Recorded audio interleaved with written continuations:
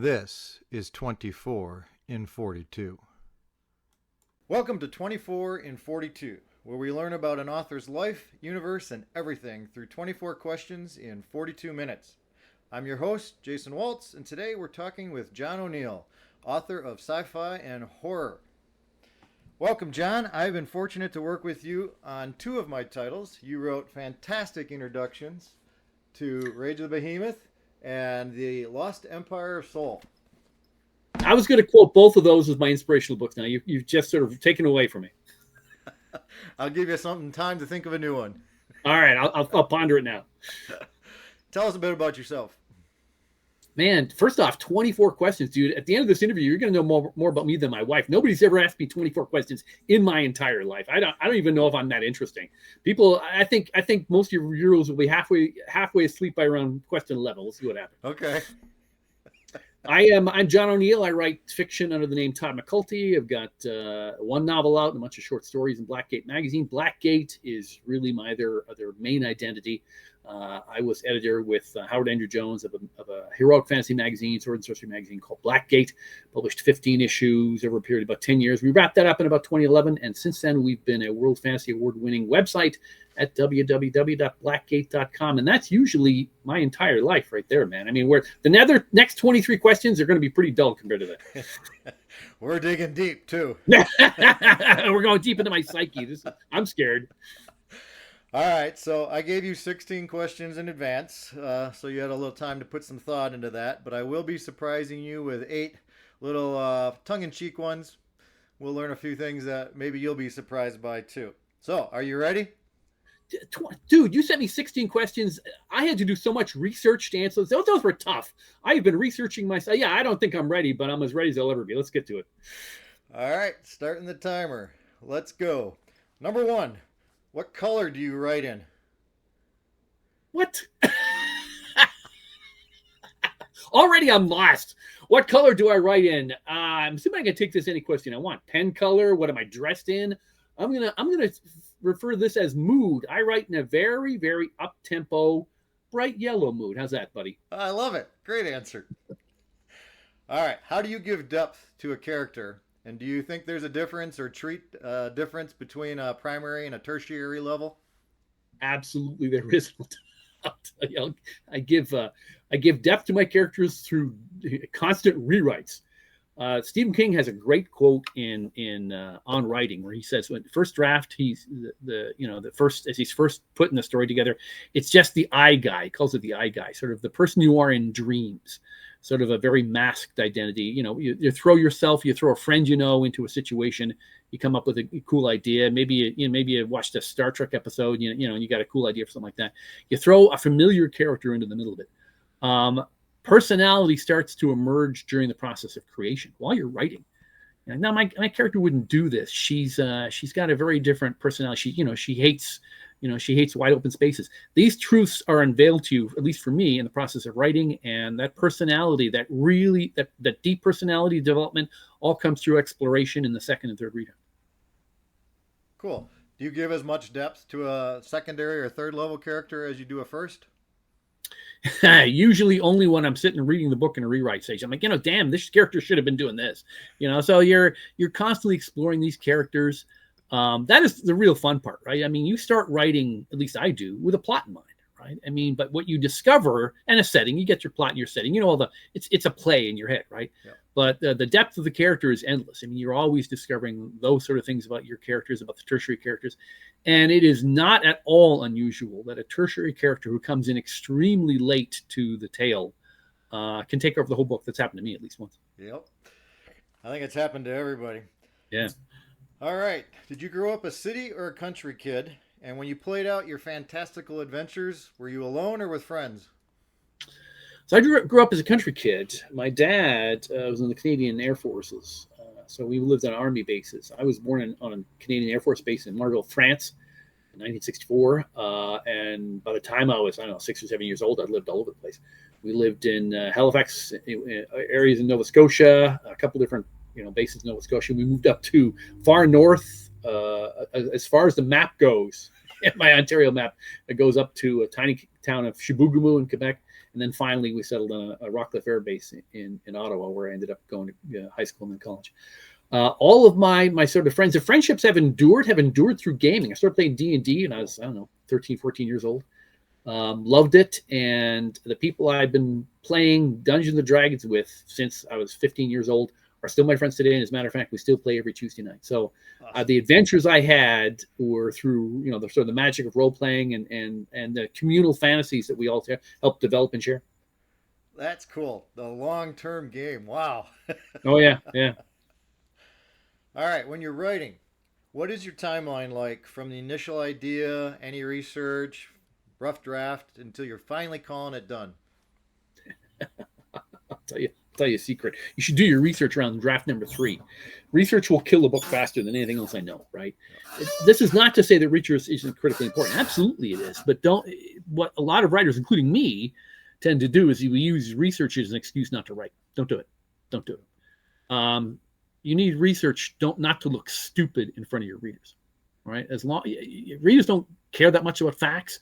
They don't care that much about reality. Readers care about character and a good story, right? So you can't look really stupid in front of your characters. You can't have, the capital of New York be, Springfield, Illinois. You can't make dumb mistakes. Right. So you've got to have the research to fix those mistakes, but do not mistake doing research for writing.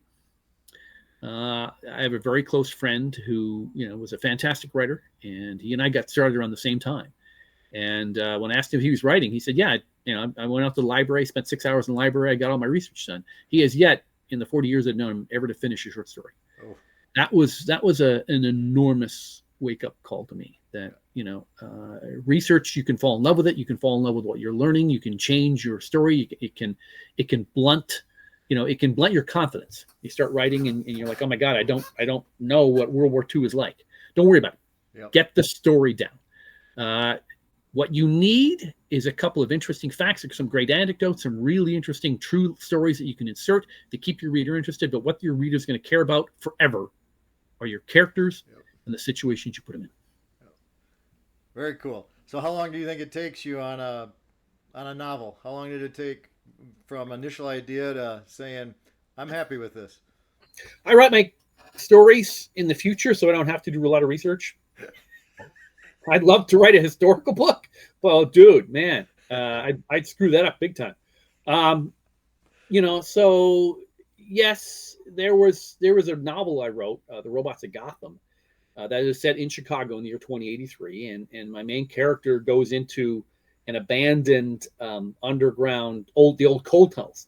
And I had to do a lot of research on that. And that was deeply fascinating. And that, that was for a very small portion of the book. And I did that in the middle of my second draft. And even then it constantly derailed me. And at some point I said, look, I've done 2 days of chasing this stuff. I'm going to take what I've got and I'm just going to use it. And that's all I needed. All right. I like that. It's very informative. So when you're writing, what assails your ears? So I can't, I'm very easily distracted. I can't listen to music with a lot of words. In fact, really, so I listen to a lot of, sort of soundtracks. Yep. And I like sort of the up-tempo beats, but I'm ready for this one. I want to share with you a couple of albums. In fact, we'll save time, but I got to share at least one with you. Yep. I have been listening recently to a couple of cool sort of soundtrack albums. And here's one of them. All right. This is a Quest for the Sacred Blade by a band called Paths of the Eternal, about 41 minutes. They get a couple of albums out.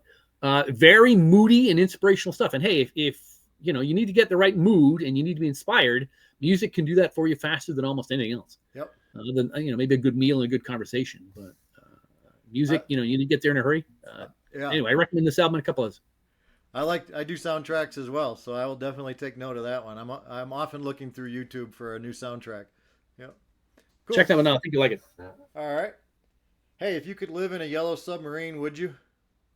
No. I've been on submarines, dude.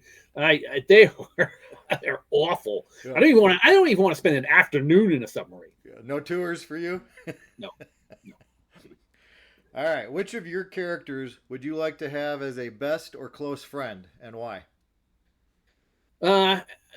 about 10 minutes ago, I mentioned a character who took over in the novel, and that's the answer to this question. His name is 19 Blackwinter. He is a robot character in my novel, The Robots of Gotham. I wrote what I thought was a very good first draft. I was extraordinarily happy with it. I was as proud as only a beginning writer can be of their first novel, their first drafts. And I was ready to send to a publisher. And I made the mistake of showing it to my wife, and she read it, and she was like, it's called The Robots of Gotham. It doesn't have a lot of robots. It needs more robots. And I was pissed off at this. I'm like, oh my God, I'll give her robots. I'll add a scene with a robot, and I'll just. And I started, and I gave the main character a robot sidekick, or, a robot he met in the first chapter.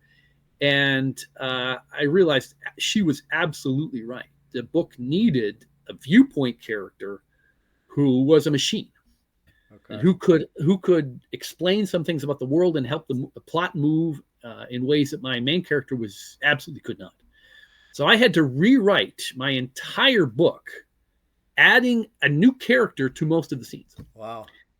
And he ended up being absolutely indispensable. Scenes that were completely flat without him became to life. Things that were my main character stumbling around the dark became the two of them engaged in lively conversations. He changed that book, and he turned it from, a stodgy draft into a sellable book. So he was someone who I absolutely discovered as I wrote the book, and I came to love it. And I've had people who've contacted me saying, yeah, we got a car and we named it 19 Blackwinter after your. He is by far the favorite character, far more than the narrator. He is sort of one of the most beloved characters in the book. Yeah, I'd love to meet him and hang out with him. I think he's cool. That's awesome. She, of course, is getting 50% of all royalties, right? She gets all the money, dude. I get grocery. We won't go into who gets to spend the finances, but I think you can guess. All right. Do you read nonfiction, and if so, what do you enjoy reading? I probably should read a lot more nonfiction. There's a cliche that when you reach 50, you have to, return in a lot of clothes that you never wear, and you have to start reading World War II books. When I was about 52, I did, as a matter of fact, start buying and reading a lot more books about World War II. And it's not like my dad was in World War II. My dad was born in 1940. So, I mean, but I developed a fascination with it. And most recently, I have been fascinated by the Eastern Campaign, the Barbarossa, the invasion of Russia. Yeah. This doesn't particularly fuel my writing. I wish that I had a historical passion that helped fuel my writing. Right now, I just sort of is what I use to relax, reading up on tank battles in Eastern Ukraine. Interesting. Yeah. All right. Titles. Do you find them challenging? Do they come to you easy? And when do they hit? Do you start with it? Does it come to you at the end? They're hard. They're tough. Even when you get it right. I have written a trilogy of tight novellas. They're about novel lengths, 40 to 60,000 words each. And I had a great title for it. And then the publisher I'm working with came out with a book with an almost identical title. Ooh. So, and so now I'm grasping for titles. That happened about 8 months ago, and I still don't have a good replacement title for it. So yeah, titles are hard. And the thing I tell a lot of beginning writers is, for the love of God, try not to sound pretentious in your title. Don't title it "For the World Is Hollow and I Have Touched the Sky." If it's a novel about a street fight, just be your title. You want to be memorable, right? Absolutely, you want to be memorable. Isaac Asimov tells a hysterical story about a Harlan Ellison story called, Adrift Off the Isles of Langaherns, longitude 23, 3295, latitude 81, 31, 136. And he's like, the title is absolutely impossible to remember. He's like, people don't sit around talking about the story. They don't. They sit around and talk about my story, Nightfall, because you can remember the damn title. And he's absolutely right. So, keep it punchy, keep it short. That title's longer than the story, practically. Yeah, it's a true story. That's a true fact. All right. Breakfast. Waffles, French toast, pancakes, crepes, or bagels? Pancakes. Pancakes with maple syrup, Canadian maple syrup. Not the crappy Aunt Jemima stuff you get here in America. Okay. Canadian. Vermont, maple syrup. Actually, not a bad substitute. I was ready to be all offended, but Vermont maple syrup, it's the real deal. Okay. You ship it in from Canada then? No, I buy it at Jewel. All right. Would you live in any of your worlds? Why? Which and why? Do they write mostly about, robot apocalypse novels and science fiction horror stories? So, not really, but I would visit them briefly. So I like this answer from my authors. This is a fun one. All right.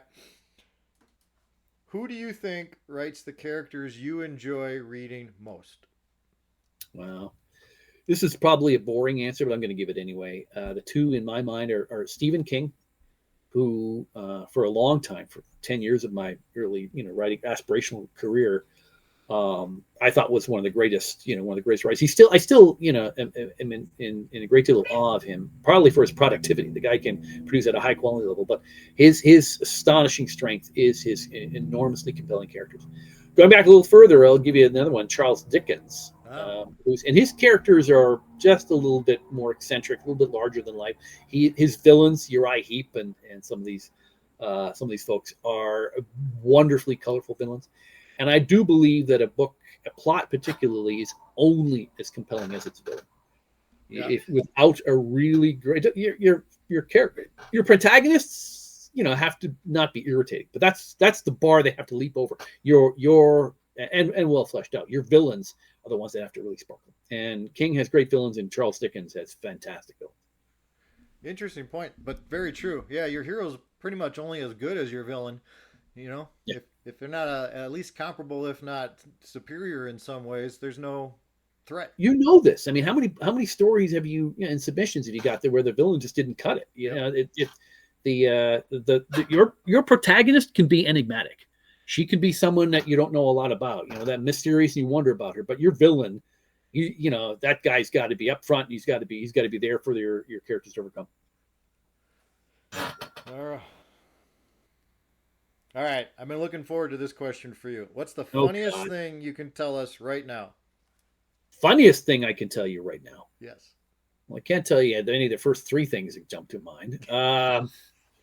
This is an adult program.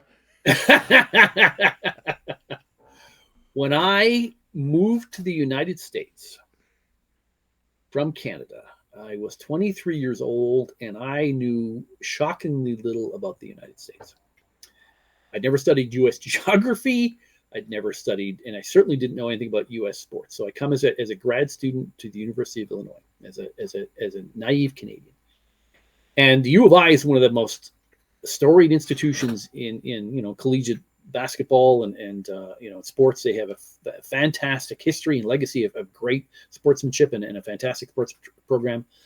And of course, it was all most of my fellow grad students talked about was all, the next NCAA setup and what games were being played and whether U of I was going to make it to the playoffs. And of course, at the same time, I was trying to learn a lot about, U.S. history and, National Association of the Advancement of Colored People. Long story short, I got confused and I thought that the NCAA, was the National Association for the Advancement of Colored People. So I thought that college sports was run by the National Association for the NCAA, not the NAACP. Right. And I thought this for about 18 months. And I was watching, hanging out with my friends, and I thought, I'm watching enough games. And after a while, I thought, I don't know, I guess it kind of makes sense. I'm not, but when I finally mentioned that to a friend of mine, he started telling he thought it was very, so that 18 months, I was under that illusion that somehow these two organizations were connected and trying to make sense of it.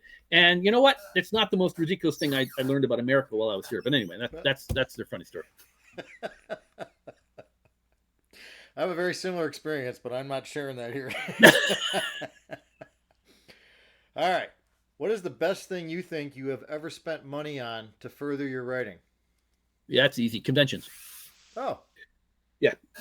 Going to conventions, meeting other writers, meeting editors, Now, I did this easily for 25 years before I started selling, short stories and novels. So don't take my path as any kind of inspiration. But yes, you want to be in this particular field, in the field of horror, in the field of science fiction, the field of fantasy, sword and sorcery. You want to be a writer. Get to know the people you're trying to sell. Get to know the editors. Get to know your fellow writers. They will teach you an enormous amount, a lot more than the writing books you're going to go to, the writing seminars you're going to pay for. Not to put those down. There are some fantastic resources out there, but you really want to leg up. You want money well spent. Find a local convention, get to it. Find a convention that invites editors, and listen to what they have to tell you. I believe that's how I met you. That is, in fact, how you met me. Plus, you look big enough to help me carry boxes. So. Long history of Windy Pulp. True story. True story. Do you think it makes writing more difficult or a little easier if the writer feels emotions strongly? That's a tricky one because it is easier to write when you are very emotional and you manage to recapture. There's some anger or passion in you put down. It does not make the writing better. In fact, at least in my case, I usually I end up throwing out the stuff that I write in a high dungeon, just really, really passionate about. I come back later, I'm like, oh my God. Oh, no. That's all. I got to go. It's better through long experience to be very dispassionate and analytical when you're putting together prose. That's me anyway. Yeah, makes sense. All right, we're reaching about 20 minutes and we're asking question 16. So I think you're doing very well. Awesome. I can take like 20 minutes on the last question. Okay. Well, this one you're going to spend some time on, hopefully. What are 3 of your favorite books as a child? Are you asking me, John, as a child, what are 3 of your favorite books? Or that was funny. Because that's kind of what I read. That's the funniest thing you can tell us. A couple of books that were influential to me, and I have found that when people used to ask me this, I said, yeah, when I was a kid, when I was 8 years old, when I was 6 years old, when I was 10 years old. Nowadays, when people say, what did you like as a kid? It's like, yeah, well, when I was in my 30s, when I was just a kid, so it's changed a little bit. I want you to know that metric's changed a little bit. But let's stick with the spirit of the question. I will pre-18. Yeah, pre-18. You're going to throw out everything I've decided here. Now, all the 3 books that I have chosen will fit fine with that metric. So let me start with one of the. I'm going to share my screen with you if you don't mind. Go right ahead. One of the books that I loved, absolutely loved, The Runaway Robot, written by Lester Del Rey, quote, but it was ghostwritten. It's actually written by a guy named Paul Wallace, I think, Paul Reimer maybe. Huh. Anyway, fantastic book. I got through the Scholastic Book Club, gave it to both of my sons, my first 2 boys when they were born, and they adored it as well. Story of a very prototypical science fiction story, early colonists on Mars, and they have a household helper, and then they have to move back to Earth, and the boy refuses to be parted from his robot, and they go off on the surface of Mars and have adventures. And I think this book probably, when I read it when I was probably 7.5, turned me into a science fiction fan. I absolutely adored this book. I remember it. Yeah, so I was a big Scholastic books fan, and the one I kept reading over and over again is a book that nobody else remembers. It's A Stranger from the Depths, but an aquatic civilization, deep underground, almost destroyed by a series of earthquakes, and ends up coming to the surface, and a team of scientists and a couple teenagers who end up sort of trapped with them go down to make contact with this alien civilization. Great little science fiction adventure story that I used to carry this book with me in my back pocket all the way to high school. Speaking of high school, when I was 12 years old, I joined the Science Fiction Book Club, and I got and if you know anything about that club, you get 3 books for free. Yeah. And I got the Foundation trilogy, the Hugo winners, and this book, Before the Golden Age, which was a collection. And I know I've talked to you about this book, Jason, a collection of pulp stories from the 1930s. That would be an awesome introduction to things. Holy cow. It is 900 pages of stories by Edmund Hamilton, Murray Leinster, Clifford Simak, the best pulp writers of the era. And it's all sort of narrated and introduced by Isaac Asimov. So it has a very science fictional slant. Right. And he writes, he does apologize in the intro. He says, maybe a lot of modern writers won't like this, but I loved the stories when I was 12 years old. And I found that, if you like it when you're 12, it usually appeals to me when I'm 50. That's where my mental age is, maybe. I watch things with my daughters. I remember we sat down to watch the new Supergirl show, and that story's pitched to about 9-year-old girls. And my daughter, when we started to watch it, was about 14, and it was much too old for her. But for me, it was pitched perfectly. I'm like, this is my show. I love Supergirl. So yeah, this is those were three that I found were very, very formative, and in fact, I still enjoy all three of them. I wouldn't have shared them with you if I didn't think that an adult reader could have picked up any one of those books and enjoyed it today. Cool. I'm making notes of all these, and I'll be adding these to the screen, but I have to look for that. I have walls of anthologies here, so I definitely need to find that before the Golden Age. Dude, if you don't have a copy, I've got like 4 copies. I can send you. I was just gonna say you probably have 5 deep. Many. All right. When you're all done writing, are you exhausted and just want a hot bath and a good drink, or are you ready to rumble? No, I'm a momentum writer, which I don't recommend, which means I have a lot of trouble getting started. But when I go, I have to tear myself away. Once I'm in, and the advantage about that is once if you have the discipline, which I don't always do. If you have the discipline to get going, to force yourself to get underway and get started, it's very easy to sort of fall in love with the magic of storytelling, getting it down on the page and that feeling of accomplishment, and the sort of the dopamine rewards that come with that, and want to keep going. So yes, I end up usually, if things are going well, writing very, very late, to the point where I end up, if you're going to bed at 4:00 in the morning, you're not very productive the next day. So it's not always right about what I recommend is a good regimen, sitting down 8:00, 8:30 every morning, and then writing for a period of time. That works a little bit better for most people, but that's not the way I end up being most productive. So yeah, so I tend to get more energized the more more I'm producing during a day, and it's quite often that'll take me very late into the night, until dawn. Okay.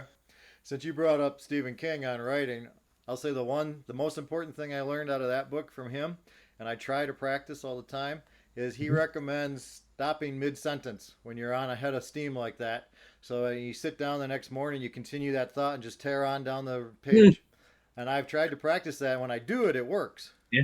I forgot that. That would drive me absolutely crazy. It's like eating half a peanut. I couldn't do that. I mean, kudos for King for having that kind of discipline, but I can't stop because I'll go to bed and I'll get up the next day and I'm like, what the hell? I don't even know what I'm talking about. I don't remember writing any of this. So yeah, if I don't get it down, it's gone. I got to get it down. Half a peanut. Here's a question for you, because I do this all the time. If things are going well, I'll crawl off to bed at 4:30 in the morning. The suns are coming up, and I'll lie in bed and I'll be like, oh, you know what? I got it now. I've got that piece that's going to go here, and I do this, and I'm not going to get up right now because I'll remember it. And I'll get up the next morning. I'm like, I know I had a cool thought. I don't remember what the hell. I know I had a solution for this problem. It is gone. It's gone, long gone, and I get up. And I have had that, and I have gotten myself up going, oh, I'm going to forget this. I got to go back. Every damn time. If I don't get up, I forget it. A little bit more serious note. What is the most difficult thing you have ever written?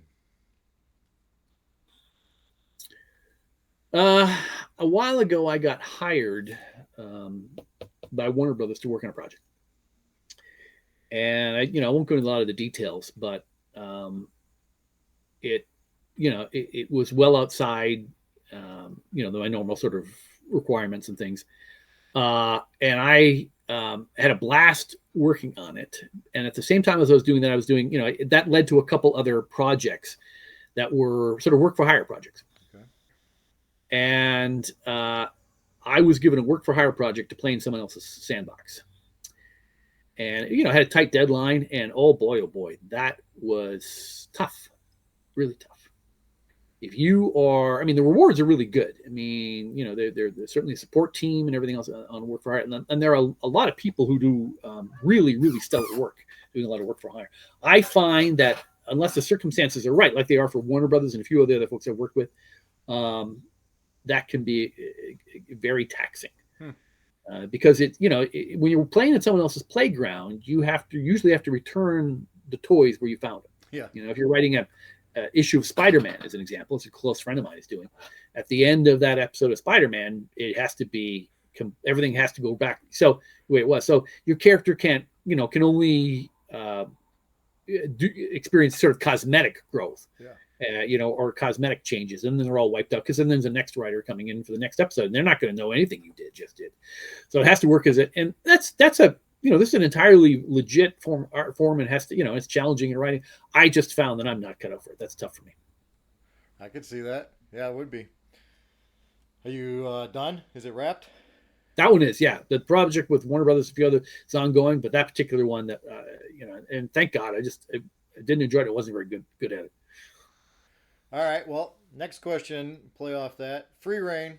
Don't have to play in the playground if you don't want. But if you could write any character, any medium, who would it be? Bugs Bunny, dude. Obviously, doesn't everybody say Bugs Bunny? If you the greatest super genius to ever come from the planet Earth. I mean, wouldn't you want to write that guy's adventures? There are a few properties that I adore, that I would love to play around in. There's a movie that everybody, me and only 8 other people on the planet Earth, seem to like, Mystery Men. A bunch of it's a bunch of loser superheroes in Century City, and I think it came out in the late 90s. And they have to, and the big superheroes in the town are taken out, and they have to go up against Casanova, Frankenstein, the absolutely fabulous villain, and they have to take him out. And their abilities are William H. Macy is the shoveler. He's really good at shoveling. That's his superpower, right? So Janine Garofalo is the bowler.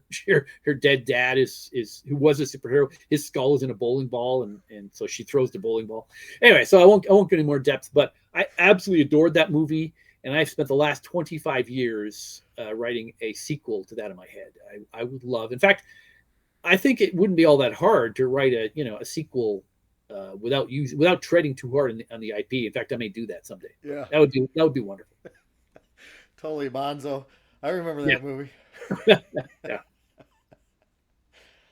All right.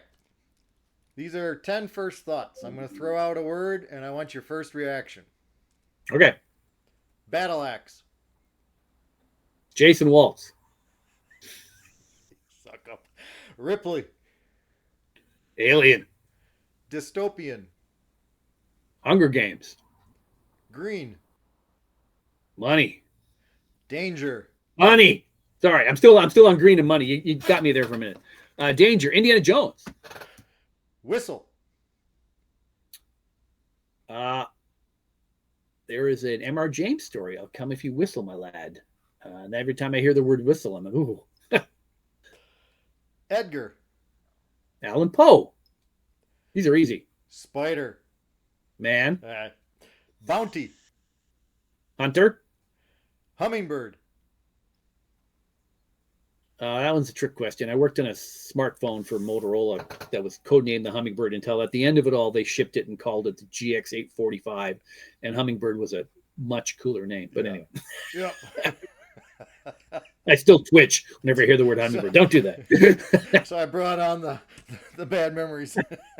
You've triggered my PTSD, man. Don't let me. I've worked on a lot of failed software projects and a lot of startups. So yeah, there's a lot of hidden landmines in there. Careful with these words. I may have an episode. You've worked on successful ones though too. I have, absolutely. Right. Do you have a favorite quote, and would you share it with us? Yeah, absolutely. In 2011, no, I gotta get my dates right. In 2015, I was fired from a company I was working for. Right. And I'm like, you know what? This working is for the birds. I am going to write my novel. I've published a bunch of short stories. I'm finally gonna write my book. And for the first 2 months, I just got nowhere. I was unemployed for 2 months. My wife was getting pretty damn nervous. I was not producing a damn thing. And I was trying. I was getting up in the morning, and I was trying all kinds of things to get ready. And on April 30th, I was scrolling on Facebook. I'd been on Facebook for like 2 hours, and I came across this meme that I'll never forget. And it said that writers know that discipline is a better friend than inspiration. And I knew that was true, right? I knew that just setting a goal for yourself every day was the right approach, and not to sit around and wait for inspiration, and not to doubt myself. So, well, next day tomorrow morning, May 1st, I'll just try. I'll just produce 2 pages and see what happens. By the end of May, I had produced 2 pages every day, including Sundays. And by the end of May, I'd hit 3 to 4 pages.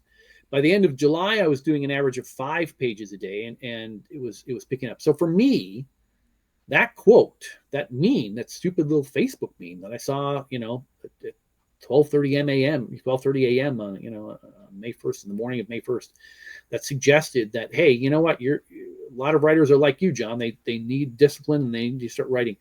And that was what unlocked the key to, for me at least, as a momentum writer, I need to get going on the story. That's how I discover it. That's how I discover the plot. That's how I discover the characters. It's during the act of creation. It's during the act of writing. It's not the other way around. I can't wait for that inspiration. I can't wait. Well, I can't put the story down. I don't have my research. I don't have my character figured out. I don't know how it ends. Doesn't matter. Get going on it. Just find all that out. Even sometimes in the second and third draft, or in my case, find your main character only during your second draft. Doesn't matter. You can be very, very productive, and discipline counts. And that quote has come back to me many times. I share it whenever I can. So thanks for giving me a chance to do it again. That is awesome. How in the world do you remember the exact date? Because I started writing on May 1st, and I kept going back. On May 16th, I was like, holy, how many days has it been? How many words have I got? And I started tracking it, right? Okay. How long.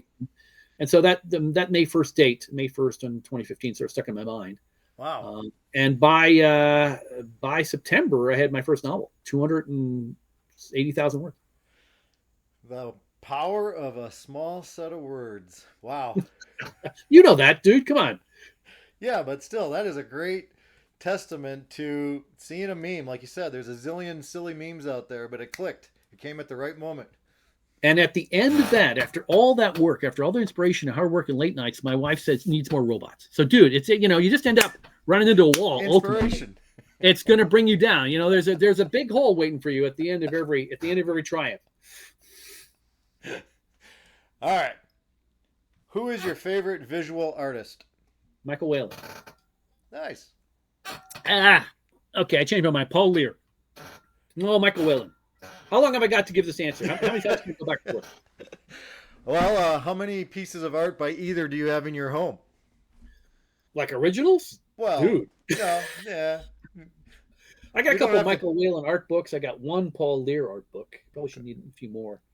But I have, I do collect books with Whalen covers. Yep. Probably have about 400 of those. And same with Paul Lear. He did a lot of magazine covers. Paul Lear. I know the name. I just couldn't get a mental image of a picture. I'll help a brother out. You keep talking. I'll show you Paul Lear. All right. Some of the authors that have answered this question say, well, I had to count the art on the wall, and then that's my favorite one. Whoever has the most. So this is raised a hand. Oh. Yeah, I hit the wrong button, dude. Oh, okay. All right. So this is Paul Lear's art. Oh, yeah. That's so ephemeral. Yeah. No, he's very impressionistic, right? I mean, you won't find a lot of representational works in Paul Lear, but his work, for me at least, was enormously symbolic of the 70s, especially. He did a lot of paperback covers from the 1970s. And I look at these and I just see the science fiction that I grew up with. Yeah. Yeah, you can get lost in this art. Yeah. So this is I think this one's an Asimov cover. This is definitely an Asimov cover. I think this one's a Stars Like Us. Yeah. He did a lot of Clifford D. Simak covers. Okay. This is a cover for a George R. R. Martin story that was in Analog. He wrote with these. I mean, I see these pictures and the stories leap to mind. So favorites. It's not just who's the great artist. This is a Werner Vinge story, a Werner Vinge novel, Grimm's World. I see the art and it brings back to memories of reading in my backyard at the age of 12. So, favorite isn't just who's the most accomplished artist. For me, it's all tied up with what emotions do these artists bring to you. And Paul Lear is someone who There's an almost infinite wellspring of emotion and great memories associated with his art, and as a result, I talk about him a lot. Yep, exactly. And that's what I mean by favorite artist. It doesn't have to be. I mean, I'm expecting at some point somebody's going to name somebody I've never ever heard of, because it just moves them. Yeah, right. All right, 2 questions left. Are you trying to share anything in your writing, and what? Yeah, a close friend of mine, when she wanted to give a blurb for my first novel, Robots of Gotham, Claire Cooney, C.S.E. Cooney, who writes as C.S.E. Cooney, and she is a far better writer than I am, and certainly she is a certainly much more insightful writer than I am. And she read Robots of Gotham, and she said this is she gave a 1-sentence blurb that I absolutely adore, and she said this is a novel about a robot apocalypse with wars and robots, and and the fate of humanity in the balance, but really it's all about friendship. And that took me by surprise, and I realized, of course, that she is right. This is a story of a man who becomes very close friends with a robot, 19 Black Winter, and the two of them end up stopping a plague that's going to wipe out most of humanity. And I think that that's sort of the message that, I look back at most of the stories I've written, and, the ones I'm working on. And that theme does tend to wind its way through a lot of the, consciously or subconsciously, that you can't make it in this world alone. That the friends, the people you love, your friends and family, will do things for you that go beyond the rational. That mankind is, you look at it logically, mankind is doomed. There's no way out. There's climate change. There's nuclear, the specter of nuclear apocalypse. There's war. There's so much ugliness. What is going to get us through? And I look at it and I say it's the same thing that's gotten us to where we are today. And it is not these things that look, when you read history, that look like these inevitable forces. I'm someone who believes, if you read a lot of history, you'll find some historians say that, individuals don't matter. If it wasn't patent that was going to happen, it would have been this. If Adolf Hitler hadn't risen, someone else would have come along to replace him. It's these forces that come together that, that move and shape history. I don't tend to believe that. I'm in the other camp, and I believe it's individuals, it's people that they're at the right time, and it's never anybody acting alone. Yeah, it is the community that you build, the family that you keep together, and the combination that changes history. And that's what I try and reflect in my writing. Claire is very intuitive. I'm working on getting her on here as well. Oh, you should. She makes a fantastic interview. She's very funny. This is far more than just, I want to do all authors. This is not just going to be sword and sorcery. You're going to be busy, man. So, your comment, there was a book, I cannot remember the author's name, but the title of the book is The Happiest Man on Earth. He's a survivor of Auschwitz, a Jew during World War II. And he died in, I believe, October of 2022, right after his 100th and first birthday and his 75th anniversary with his wife. Gee. And his whole book, I highly recommend it. It's only about 210 pages, I think. Easy read, but sad, emotional. But his whole thing is, and how he claims to be the happiest man on earth, is friendship. Without friends, he would not have survived. And they were randomly encountered during all of his travails, and they always seemed to appear at the moment needed. That sounds like a fantastic book, man. Yeah. And a great theme. All right, last question. Another little tongue-in-cheek here. Dessert. Ice cream, pie, cake, or creme brulee? Cake. Because cake is a medium, dude. You can put ice cream on that, mama. You can put creme brulee, ice cream, cake, and creme brulee. You can put pie on top of cake. It's been done. I've seen it done. I haven't done it myself. Yeah, cake. Cake is the mother of all desserts, and this question is meaningless. It's cake. The answer is cake. Don't bother asking this question again, because it has been solved. Excellent. 42 minutes and 3 seconds. See, we would have cut it off exactly 42 if I hadn't gone off on a tirade on cake. See? Exactly. If you hadn't wound me up. Hey, you used it in all applications. I'm sort of trying to stack the deck. Creme brulee is my favorite. So trying to push it that way. I stumbled there. When you're editing this together, you'll see me say cake creme brulee. Creme brulee is a very fine dessert. If cake didn't exist, it would obviously be the superior. Obviously. Yeah. All right, John, the recorder is off. You can take as long as you need to, but I would like you to tell us 3 C's of your works. Something cold, something current, something coming. Something cold, something current, something coming. All right, something cold is, let's talk about the novel, The Robots of Gotham. It is out from Houghton Mifflin, came out in 2018. So it's 6 years old now. Yeah. That is something cold. Something current. I am currently working for Warner Brothers on a movie called Alien Legion. This has been an absolute blast. It's directed by Tim Miller. I won't reveal a lot of sort of behind the scenes, but the intellectual property is wonderful. Created by Carl Potts for Marvel Epic Comics in the 1980s. It is the French Foreign Legion in space. It's one of the best properties in comics, and certainly in out there being developed right now. Think about that. A science fiction adventure film with that is the Alien Legion space or a Foreign Legion space, except it's composed of far-flung individuals from a host of friendly and rival races in the galaxy. And what you and I just talked about, all these ideas of friendship in unexpected places, the bonds of brotherhood that come together among men and women in a tight spot. These are what sort of drive these stories. They're great little tales. So there's a lot there. I do recommend you go out and have a look at the comics if you haven't seen them. I'm hearing Heroescape. For the audience, we got to fill that in. Heroescape is a game put out by Hasbro, I believe, right? Now, yeah, absolute. And Jason and I have, courtesy of Eric Hirsch, who writes as E.E. Knight here in Chicago, who has the most entertaining and by far the most spectacular HeroQuest games in history, I believe. Yep. And I do believe John Hocking won the first one. I thought you and I had squeaked one out over him and Howard. We did, but I believe pretty sure it was Hocking who won the first one. Okay. You meant Howard Andrew Jones, yeah. All right, something coming. Is there anything you can speak of?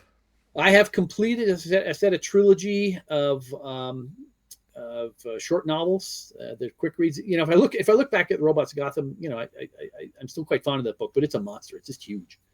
And I think, what I really want to do is tell something that can be read. I do have some shorter stories in me. I don't have to tell. I don't need that big a canvas every time. So these are stories about a robot an artificial intelligence who has 3 young children that she's trying to smuggle out. It's illegal for AIs to have these kind of children, and she is trying to get them out of an oppressive regime, and the forces of the entire regime are on her tail. So it's a kind of a cool story. Story came from a friend of mine, a guy named Todd Ruthman, and he and I worked on them for about a year and produced these 3 compact little episodes. So that'll be sort of the next thing to be in print for me. Cool. Shopping around still? Yeah, until I complete the third one, they're all done in draft. Only the first one has been rewritten. I want to have them. That's something else I learned. You want to have these things as complete as you can before you sort of settle on a publisher. Yeah. All right. Well, cool. Thank you very much for sharing this last hour. What are we at? We are at 48 minutes, just under exactly where I want to be. Thank you, John. I look forward to that trilogy. That sounds exciting. And the movie, too. I want to say thank you for allowing us to get to the heart of your universe through 24 through 42. Jason, it's been a pleasure, man. Thanks a lot. Absolutely. My thanks to John for being a terrific guest and helping ensure 24 and 42 gets off to a great start. He is the first guest to share his screen, and that went well. We almost nailed 42 minutes. It is always enjoyable conversing with Mr. O'Neill, a father figure in spec fic to many of us. You all be sure to read the material below and definitely boost John's signal with some reviews. All of us owe him a great thank you for the boon of Blackgate Magazine. Until next time, this was 24 in 42.